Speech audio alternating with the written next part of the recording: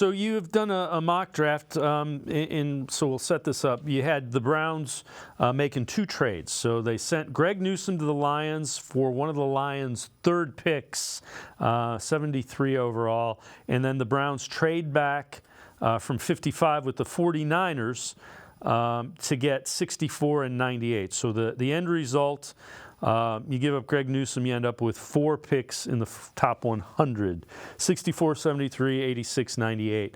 And then you have the Browns at 64 taking a wide receiver, Ricky Pearsall from Florida. What do you like about Pearsall? Yeah, he had a really impressive week at the Senior Bowl, showing off his athleticism, his ability to separate off a cornerback, something that, some scouting reports said that he wasn't the best at, but watching the one-on-one battles, he had a pretty good week in Mobile. I think that helped his case for sure. Good size at 6'1". Interested to see how he tests next week at the Combine, to see if it matches up what I've watched on film. But I do like him. I think he'd be a nice option if the Browns stay at 55 or if they peel back a little bit into the late 2nd round, early 3rd round. You had him trading Greg Newsome. Obviously, it's because you can't. You got Denzel Ward. You're going to have to pay Martin Emerson. You're going to have to pay Greg. You got too many outside corners that are going to want lots of money. Yeah, I mean that's the unfortunate thing. You'd love to keep everybody in an ideal world. I like Greg Newsome. I think he is a talented corner in this league. A lot of people criticized him after the playoff game. He had a bad playoff game, but one game doesn't define a player. I think he has a spot in this league, and like you said, you can't pay everybody. His 5th-year option, obviously, the deadline is in May. It's worth $12 million. I think the Browns move on. Maybe they pick it up and then move him, but I think they try to trade him this offseason, get some draft capital back.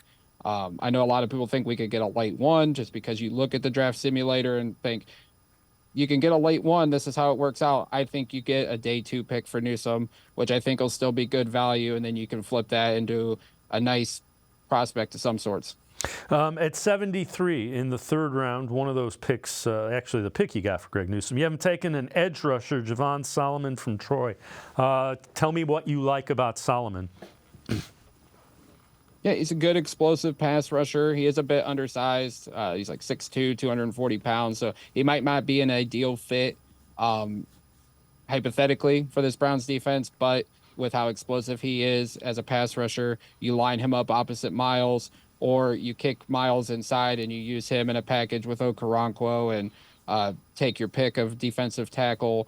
I think it could cause some nightmares up front for opposing offensive lines. Solomon was a great edge, and Troy racked up a lot of pressures and sacks. He could be a good fit, but the size would be a concern, I think, for some, because we're used to these massive defensive ends in Jim Schwartz's scheme. All right, another 3rd-round pick at 86. Christian Mahogany, a guard from Boston College. And again, keep in mind, you've got both Teller and Bitonio kind of getting up there in age, and you know how that goes with offensive linemen. They take a beating out on the field. Yeah, I haven't watched Mahogany too much yet, but he graded out really well at Boston College. But you mentioned it, Bitonio's getting older. Teller, the guaranteed money's up.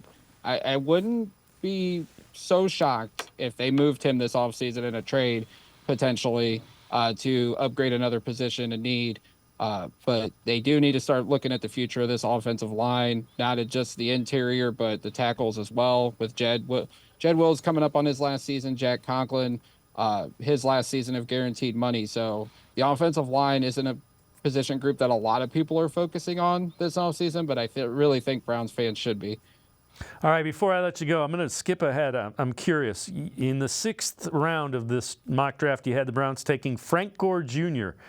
From Southern Mississippi. It is the son of the aforementioned Frank Gore. What do you see from Frank Gore Jr. and what do you like about him? He's a really underlooked back in this draft class. You dive into his advanced metrics. 824 of his 1,119 yards last year, Dave, came after contact, which means he took the first hit and then he made big plays after that. He reminds me slightly, I'm going to say slightly, of a Nick Chubb. And we know how good Frank Gore was during his time with the San Francisco 49ers. I'm not saying his son's going to be like that, but he put up some incredible numbers in Southern Mississippi.